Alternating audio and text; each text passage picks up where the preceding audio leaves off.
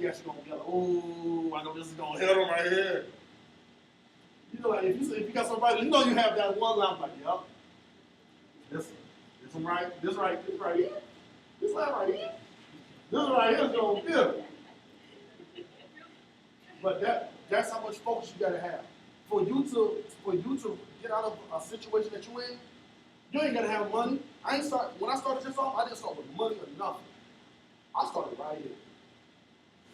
Before I had a dime, I was visualizing myself rocking in front of stadiums. I was visualizing myself doing public speaking in front of people just like y'all. Every night before I went to sleep, I saw myself rocking, spitting poetry, spitting rhymes, in battles, winning trophies, whatever the case may be. Of course. All day. You just read. Since you asked what I'll go ahead and do one right now. This is one of my most popular poems.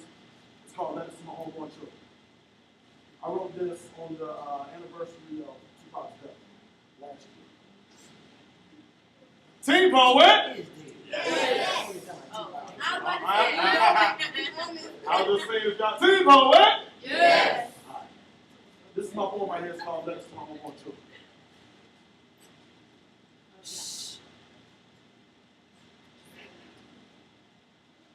Dear future son,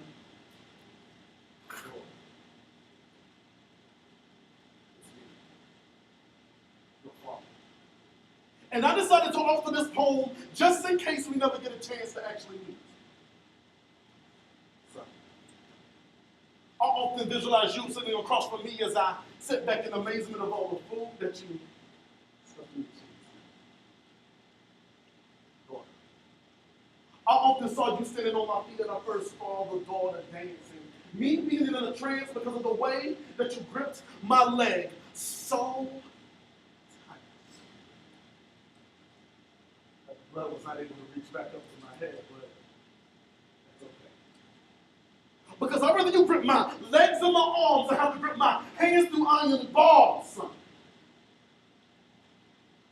I'm sure that you know more about cars than I did when I was your age.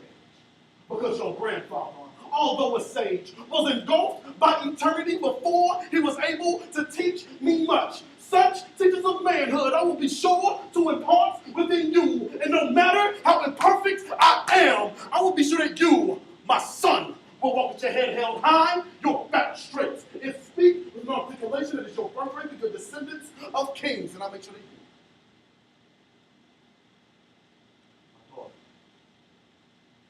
Epitome, the epitome, and the definition of beauty, intellect, and pride. And you will not need to hide behind makeup, stuffed bras, nor butt pads, because you're that. That's it. A future. Prince.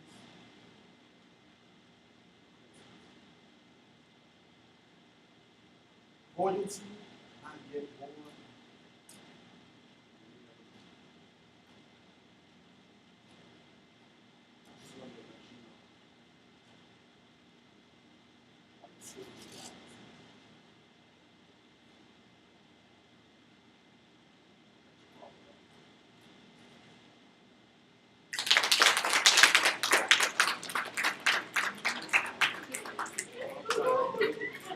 See the smiles on the faces? No. But that's what I mean by you got to become what you're doing. Because I could have easily went over here and said, dear future son or daughter, it's me, your father. I decided to write this long presentation of it. But it would not have had that same effect. You know what I'm saying? So if you're an MC, you gotta understand how to vocalize. Read. You're gonna have to read 9 books. I got 9 books in my book bag right here from when I'm born. When I'm at work, in between like dead times, I'm reading. That builds vocabulary. Build a vocabulary that gives you more confidence to articulate what you're trying to say in the first place. And if you have more words to articulate what you're trying to say, that's going to decrease violence. Because violence is nothing more than anger. Anger is nothing more than frustration. Frustration comes from you not being able to articulate what you're trying to say in the first place. So if you want to stop violence in your neighborhoods, step your literacy game up. Step your book reading game up. Because people be like, oh, you whack for reading. Man, they got us. We all, yeah. They got black folks in. We so backwards. Yo, I'm just saying, yo, if you're offended, there's a door right there. They got us so backwards. We love the thug, so we hate the nerd. Yo, Bill Gates is one of the biggest nerds out there. He's also the richest person in the world, too. What he was doing, he was reading those books. He was learning about those computers. What I hear slanging.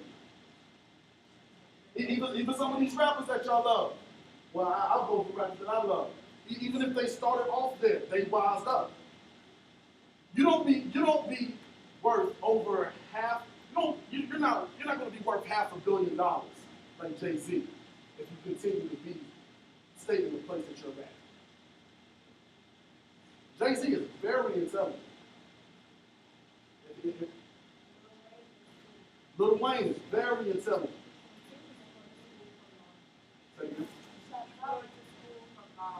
Lil Wayne going to school for law. I didn't even know that.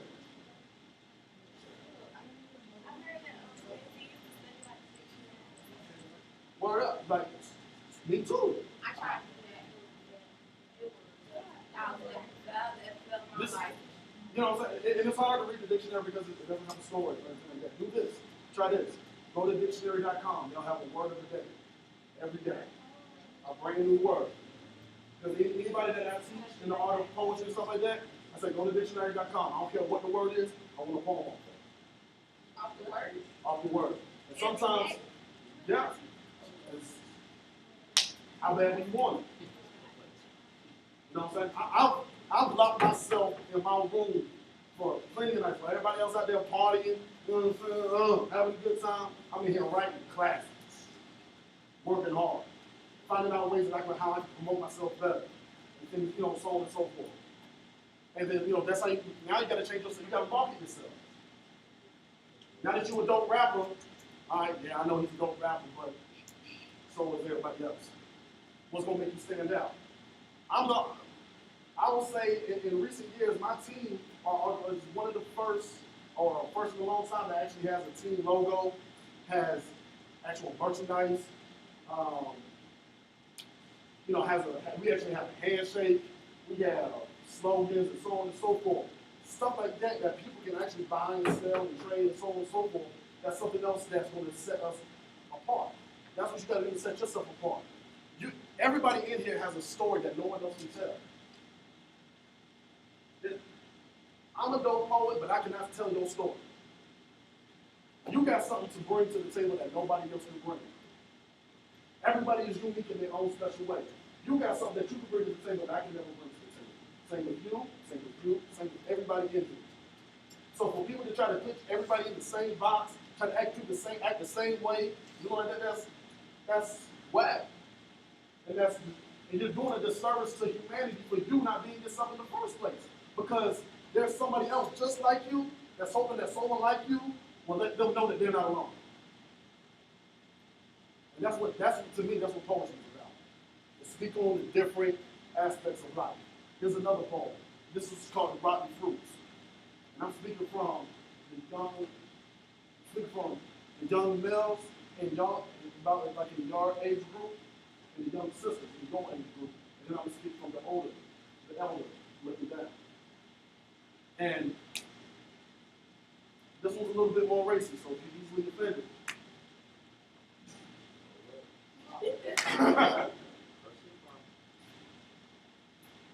Yo, I used to be king, ruler of this whole earth. Now I'm on these four corners on the block, my turf. Wake up early in the morning, cause I gotta put in work. Selling dimes, selling nicks. No conscience, so I sell the pregnant bitches and the kids. Cause those brand new retro Jordans coming out in 26. I never knew my father, my mama was on that so my only motivation was buying new whips. Trying to listen to black leaders, but it's empty promises. Jesse Jackson was supposed to come to my community center, but he got jealous of Obama and got the nuts off that nigga. Now tell me, what is a nigga's